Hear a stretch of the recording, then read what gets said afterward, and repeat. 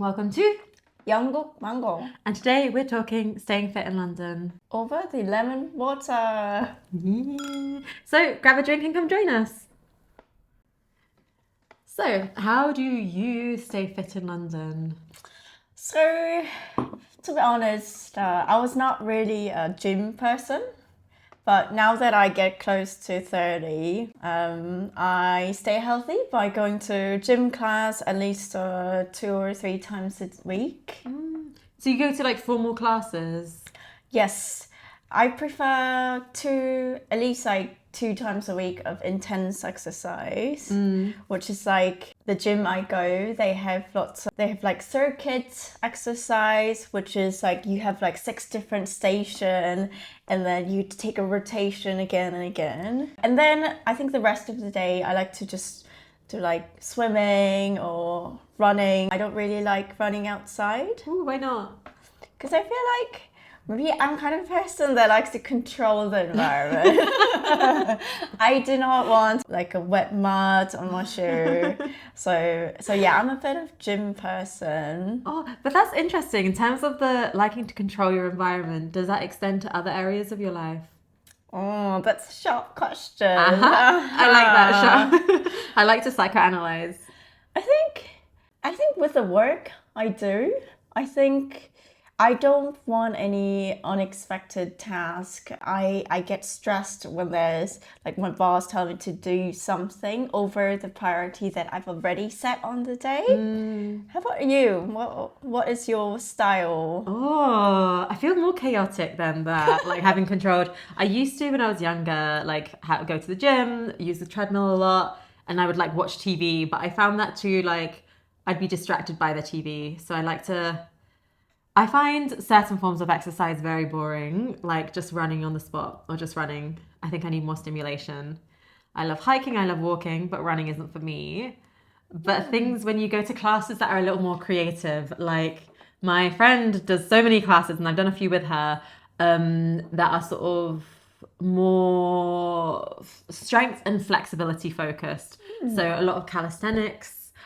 Flying trapeze. That was really scary. I won't do it again, but it was crazy. Wait, what can you explain? Like, what is calisthenic and flying trapeze? Oh, well, okay. So calisthenics is focused on flexibility and strength building, I think, but using your own body weight. So it's a lot of pull-ups. It's a lot of sort of these things. Is it like pull up but not on the floor, but like using both of your push-ups arms? as well, yeah. It's like a lot of different forms of exercise, but I think there's very sort of like clear attention to like you engaging, or at least the classes I've been to have been really good, like engaging the right muscle so you're not doing your body damage, because I think often you might go really hard and be like, I can do all this, but when you engage the right muscles, suddenly it feels very different and it feels really good. So we have an outdoor gym near ours. So it's free, but it's outside. So I haven't been because it's been winter. So it's been a while since I've been. But that's a good one to like do some strength building. And we also have hoops you can use. So you strap them on and you can go upside down and you like balance your body and sort of like have to use your own strength to keep your body up.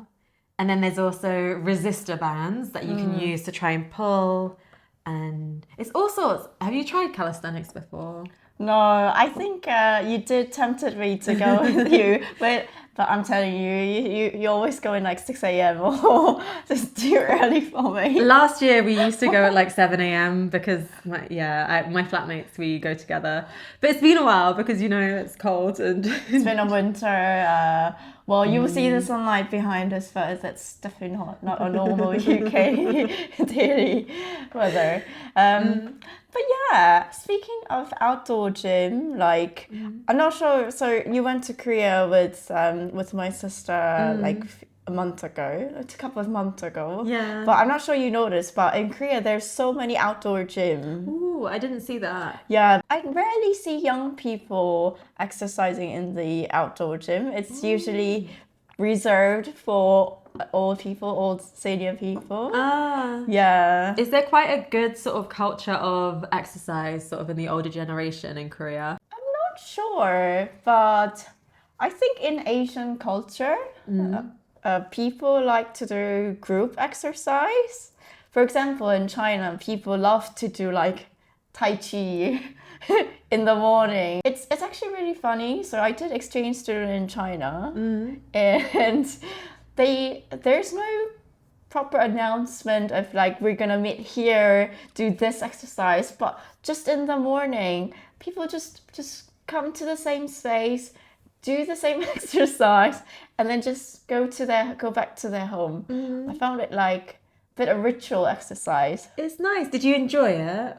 Yeah. I'm not sure if I was really invited or welcomed there because I was too young. I'm sure they would think like, yeah, some tourist girl trying to break their ritual. Yeah, I remember when I was in Japan, like in my area, if I got up early enough, there'd be a group of older people all exercising. And I think it's really good. It's really good to like maintain muscle strength. Yes. And like, again, such a good morning ritual. Yeah, absolutely. But I guess in London, I think it hasn't been that long, but it's the running club and like doing some, I don't know, like paddle club. It's so trendy. Have you ever tried a running club or done paddle or padel? I don't know how to pronounce it. No, I don't know actually. So I've done running club before, but that was my first and last time I'll be there. What happened? It was just... Okay, many people think if you go to running club, you'll be able to make a new friend, or like if you're single, you can meet your future partner. But is that a thing? No, it's not. Because the people in the running club, think about this, people run like 5K to 10K every single day. They have the insanely strong body. So I think when I joined the running club, I had to run 8 kilometers, but I don't run, I don't run. But running 8 kilometers was too much for me. But you can see people chatting while I'm like almost dying. If I walk up the stairs while I'm talking to someone, if it's a couple of flights, at the end I'm like... Exactly. So yeah, I don't know who spread this word that if you go to running club, it's best way to make friends, it's best way to make partners. No, it's not. I've heard that, and I've heard about the calisthenics class, and like you should go to gym classes, but like people might be beautiful, but also you don't chat to them necessarily, and also lots of people are in relationships, and it's sort of weird to bring that energy, I think, to those kind of classes. Yeah. So I guess if you really want to make new friends, you have to show up at running club very regularly and have to have the strength to continue the conversation while you're breathing really hard. That's true. I don't think I can look very cute when I'm sweating my butt off. Exactly. Yeah. I think what would be a good... Okay, slightly different topic, but we'll get back to the fitness thing. If you were going to try and make friends in London through an activity, what would you choose? Like specific to you, because I guess like the same thing won't be true for everyone. I think it depends, but I would avoid competitive sports like tennis. Why? Because like especially tennis, I was into tennis last year, but it really, like everybody is in a different level. If you're in the beginner, then it's okay. If you're in the same level, it's fine. But if you're in a different level, it becomes very competitive, and people will be easily annoyed at you, and they don't want to talk to you because they're pissed they wasted their time playing tennis with you. So no competitive. So what you're telling me is I was so good at tennis, I beat everyone, and they didn't want to be my friend. Actually, it's the opposite. I was the worst one. So you were the one who didn't want to befriend people because you were upset that they beat you. Yeah, actually, that's... Well, but I guess it's both way, right? Like me as a beginner, I was upset the whole time because I know that these people hate me when I missed to serve the ball, or like it was like quite an easy ball to catch, but I didn't manage it, and I could see the hatred in their eyes.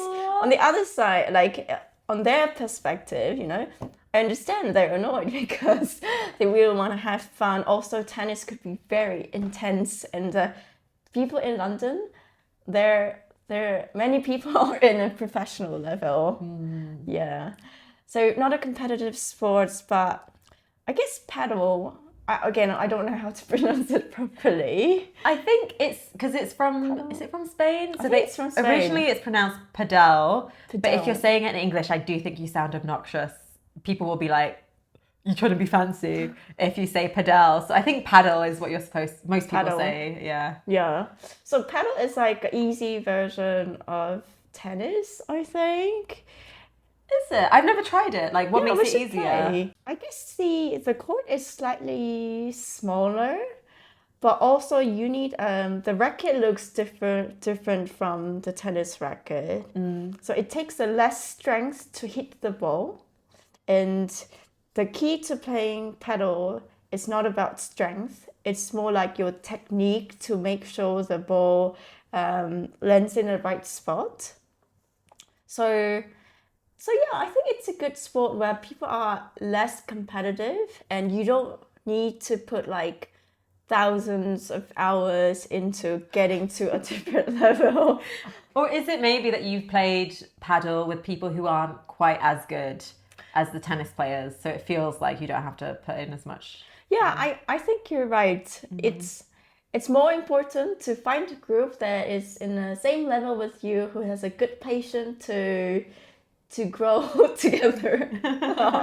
No, I think that's the right thing, because you can feel like not just sports, but also like English lessons. I'm not sure if I guess you're watching this, maybe you're learning English, but when you're in a class that's the wrong level for you, or the teacher isn't sort of teaching at the right pace, it's so demotivating and it changes your whole attitude towards the activity. So I can relate to that. Yeah.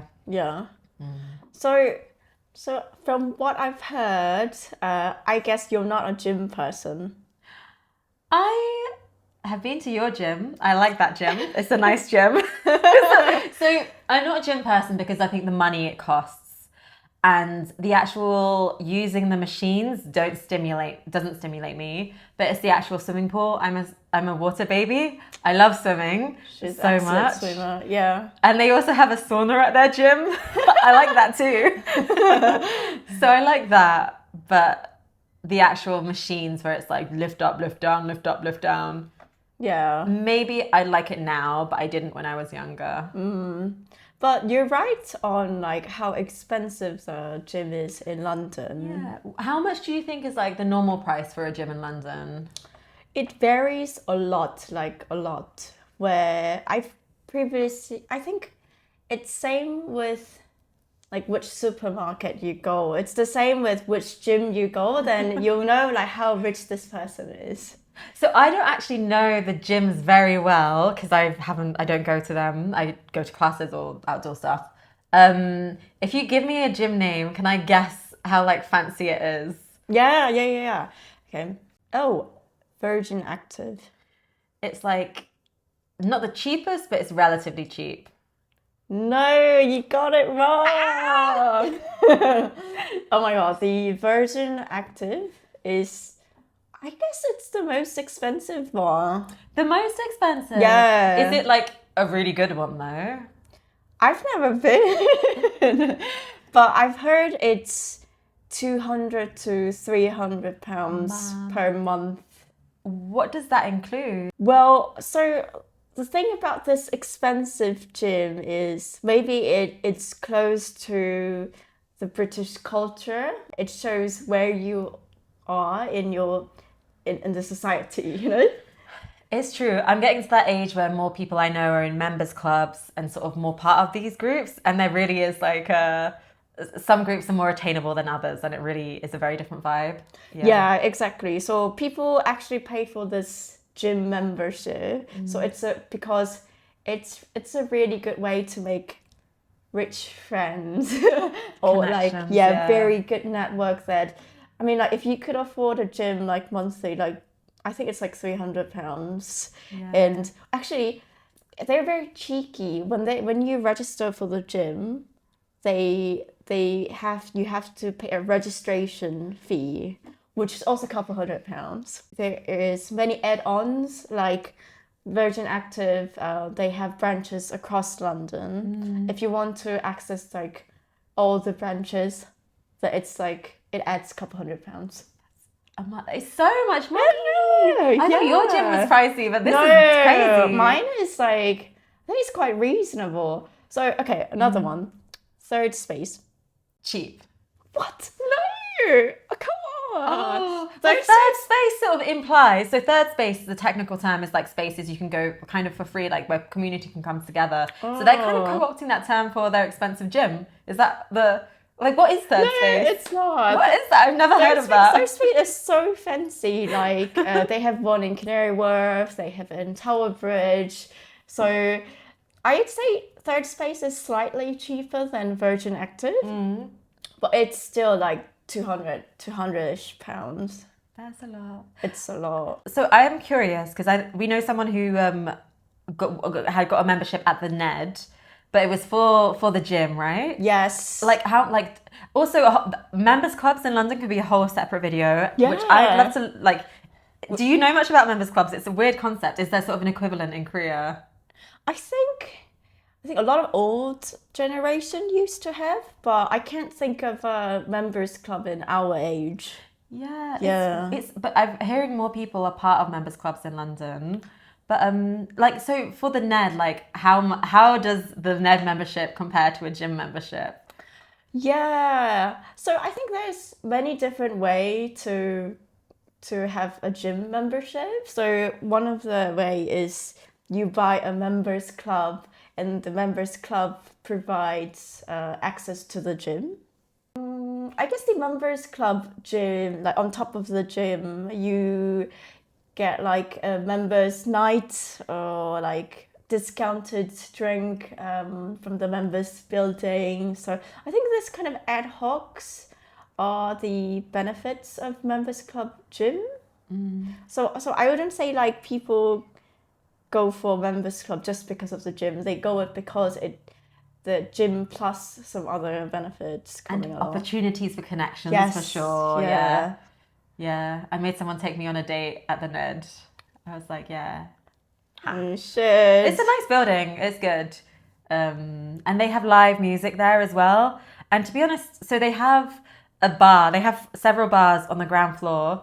But we're going on. I love how we're like, keeping fit in London. This is how I drink in London. No, but like the ground floor where the normal people go is actually a much nicer room than the members' room, I think, downstairs. But still quite cool, I think, the members' room. Yeah. Well, so we're going back to fitness. Yeah. Okay. Let's do it. But there are expensive gyms for the. I would say normal people prefers to go to a bit more lower end of the gym. For example, Pure Gym. Have you heard? I've heard of Pure Gym. I've heard of Gymbox. Gold Gym, Gymbox. Yeah, Gymbox, like Box Fit. Heard of these. I see them. Yeah. But I don't use them. I forget the name of it. But I don't know gyms very well, to be honest. I know a few studios. I know there's like Block or something. It's kind of a gym, but it's sort of access to lots of exercise classes that are focused on flexibility, I think. Yeah, I think if you don't want to go to like designated gym place, then you can actually go for ClassPass. We've done a ClassPass before. And I think it's really nice. I quite like trying different classes. Like I said, the sort of trapeze, flying trapeze and sort of pole stuff. And like, I don't do a lot of that. My flatmate does. But we also have like a gymnastics one near us. So I tried like somersaulting and doing flips in the air. And it's really scary, but it's really fun to do random stuff. Yeah, I think that's a one way. Like if you, well, not every people like to go to the gym. There's so many different options in London. Yeah. But so I feel like if you're very rich, there's so many options that are really good. But what are some sort of affordable, like non-gym ways to stay fit in London? What would you recommend? I guess running. Well, I shouldn't have running for like 10 minutes. But it's just my personal preference. I don't really like running at all. But I think running is a good way. London has an excellent access to green space like parks. I think, like, even though it doesn't have to be a park, actually, when I walk to the office, I see so many people running to their office every single day. That's also one way to keep yourself fit. Yeah, though I would say I do think like because everything's like tarmacked in London, I do think the impact of running is often it can damage your joints over time. So that's partly why. That's my excuse. I'm like, it's not because I hate it. It's because I'm worried about the effect it will have on my joints. But I've heard it's like a really nice way to sort of experience the city as well, because you're going down streets you haven't seen before. And I think that's really nice. Yeah. And you cycle a lot? Yeah. So it's like a practical way of me. I pay for a Santander bike pass. So £20 a month. And then I can use it unlimited, more or less unlimited. If I use it for more than an hour at a time, I get charged more, but I don't cycle for over an hour. That would be too much. And I use it to go to my pottery studio. I use it to go to work. And tube prices in London are going up a bit. They're already a bit expensive. So it really does save money and keeps my cardio up quite well, actually. And my muscles. There's one hill near Tower Hill, ironically, that is like quite steep. So every day. I'm also trying this thing. Have you heard of like nose breathing versus mouth breathing? Yes. Is it like you're supposed to breathe by your nose, right? Yeah. Even when you're doing exercise. So I try and cycle and I'm like... It doesn't work all the time, but... See, this is what I mean. Like, you... when you're actually doing a serious exercise, you're unlikely to look the best you can. So, if you want to make new friends, find the exercise that is a bit more static. We haven't really talked about that, but I think in London there's a lot of static or like less movement exercise. Oh, like what? Like hot yoga. I would say hot yoga definitely you don't like yoga and Actually, yoga doesn't necessarily isn't you don't need to be flattering, but that's exhausting. And hot yoga. Have you tried it? Yes, I did. It's like sauna. Am I saying it right? Sauna. Yeah, I don't like hot yoga. I've been very sarcastic today, but not really. Well, have you tried? Because this is something I haven't tried, but I'd love to try it. Like yoga, I find a bit slow, but I feel like Pilates in my head is like yoga but faster. So I quite like it because you get the exercise and you do it quickly. But reformer Pilates is really popular. But it's a thing in Korea too, is it not? Or... Yeah, it's a huge thing. So I think in Korea, when we normally say Pilates, it's only a reformer Pilates. So reformer Pilates is using a machine, kind of like you have this, what do you call it? Kind of a step board that you could move yourself and like extend yourself, kind of. But I think in London there's a lot of different Pilates too. Yeah, Pilates is usually you don't have the mechanisms of the machine, but it's just sort of like lifting your legs lots of times. Not a great explanation, but yeah, lots of you do this basically. But have you tried it with the machine then? Yeah, I tried it once. It's expensive. So reformer Pilates, you need this special socks to keep yourself, to prevent from slipping from the machine. But that was like extra £10 because I didn't bring my socks. And they don't let you in if you don't bring it. But anyway, a lot of fit, sexy London people love to go to reformer Pilates. There's even a gym that only has reformer Pilates classrooms. So they don't offer any other classes. They only offer like reformer Pilates. Yeah, it's a very trendy like fit girl sort of thing. I feel like Pilates and reformer Pilates. Yeah. But okay, so I have a question. Like, how does it compare sort of like in Korea versus London, like from your experience in terms of what exercise is popular? Is there anything that we don't do here that is, yeah. I think in Korea, when you do exercise, you exercise to make your body line look nicer or lose weight, diet purpose. But here, I feel like many people likes to do intense exercise to keep yourself actually fit and healthy. I definitely think lots of people exercise to be smaller and slimmer. I think especially sort of beauty trends now sort of leaning towards the skinny, but I do think there's a different language in sort of focus on strength, focus on health, and like actual fitness in a lot of the classes I've seen, which I think is very positive, rather than just focusing on aesthetics, which I think can be quite not great for your brain. Yeah, absolutely. So I think my beauty standard have also changed after living in UK. Yeah. So I think in Korea, people like you will hardly see anybody who's visually looking a bit overweight. But now in London, I think like it's not really about body shape. It's more about how if you feel healthier, or like even though your body shape is not perfect, if you might have a really strong core muscle that it's hidden somewhere. So yeah, I think my beauty standards have changed, and I embrace the meaning of like what is being healthy. It's not about being looking nice. Yeah, no, when I was younger, I definitely sort of like felt the pressure to sort of, I think, look a certain way when I exercised. And even when I exercised, I didn't want to build up too much muscle mass.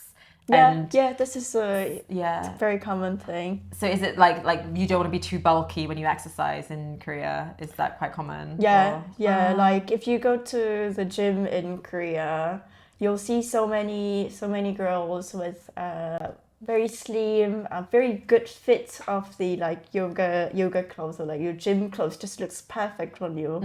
But actually, you know, that might not be healthy. Yeah. No, I think the pressures definitely are still there, and you definitely see those kind of pressures here. I do think the language of how people talk about exercise changes, but I don't think it necessarily all the times means people have a healthier view of themselves necessarily. I think we just shift the language. Not all the time, but I think people shift the language they use to talk about these things. So they may still have the same goals, but they may be articulating it in a different way because they know that it sounds weird to be like, I want to lose 10 pounds, even if that maybe is still in their head, I think. It's all about well-being. Right? I think so. But I wonder if it's necessarily because it's different now, or because we're a bit older and sort of have a different perspective on health, which might be part of it. I think, yeah, I think both. I think it makes sense. I think it's because we're aging, but also we're more aware of ourselves than our early 20s. Yeah. Got to keep that muscle mass up. Love your body. Yes, exactly. And look after yourself and care for yourself. Wow, we've been just nattering on for so long. Half an hour. Do we want to end with a final piece of advice, or final like London fitness? Okay, wait. Our favourite exercise in the whole world. We'll say it on the count of 3 and then we'll end the video. Okay. 3, 2, 1. Skiing. Running.